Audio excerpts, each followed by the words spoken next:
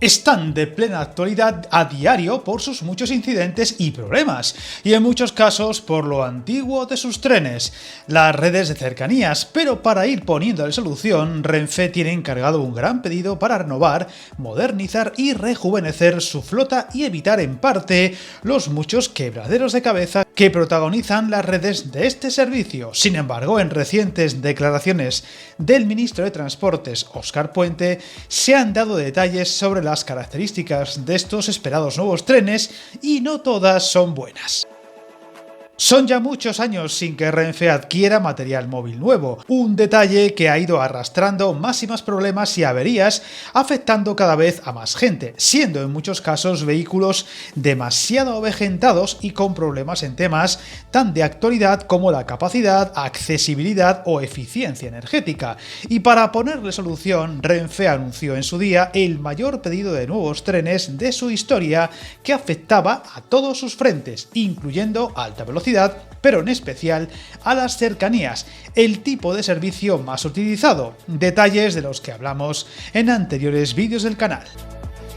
Sin embargo, las últimas declaraciones ministeriales, lejos de dar buenas noticias, nos dejaba claro que todavía tendremos que esperar un tiempo más que considerable para poder usar los tan esperados nuevos trenes, pues aunque empezarán a ir llegando a lo largo de 2024, estos tendrán que ser homologados y probados hasta poderse usar, algo que no ocurrirá hasta ya el 2025. Unos nuevos modelos que están entrando en sus últimas fases de fabricación para poderse ver al fin sobre las vías en unos meses, pero solo, insistimos, para pruebas.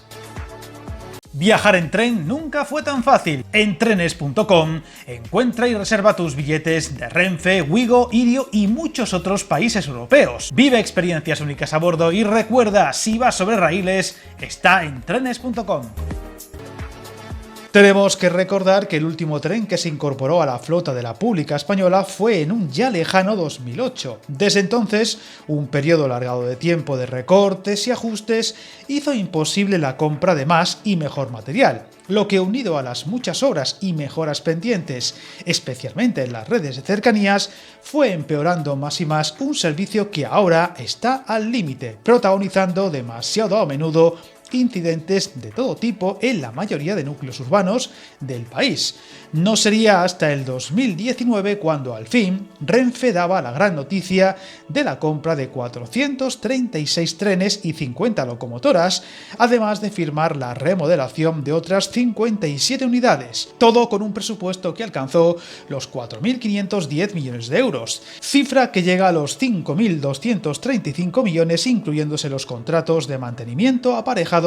a los propios pedidos. Todo indica que será en el primer semestre de 2024 cuando serán entregadas hasta media docena de unidades para iniciar el proceso de homologación. Los trenes deben rodar por las distintas redes de cercanías en las que prestarán servicio, al tiempo que los maquinistas tendrán que ser formados al tratarse de modelos totalmente nuevos, pero hasta el 2025 no se procedería al suministro de los primeros lotes desde la fábrica de Alstom en Barcelona y la de Stadler en Valencia, un proceso de producción que ahora mismo rondaría el 50%.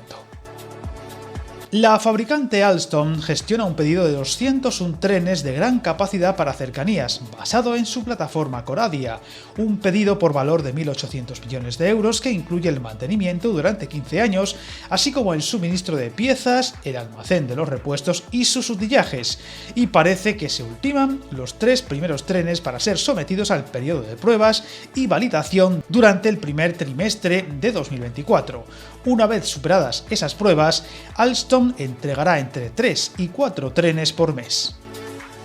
La otra gran fabricante, Stadler, suministrará 79 unidades de gran capacidad por 1.305 millones. Entre sus peculiaridades está la posibilidad de adaptarlas a picos de ocupación subiendo de 5 a 6 coches, mientras que en otro de sus modelos podrá pasar de 8 a 10. El objetivo de Stadler es entregar las 2 primeras unidades en la primera mitad de 2024 para el arranque del proceso de validación y certificación, tras el cual hará llegar a Renfe los 77 restantes con una cadencia de 2 al mes, en ambos casos distribuidos paulatinamente en los diferentes núcleos de cercanías del país.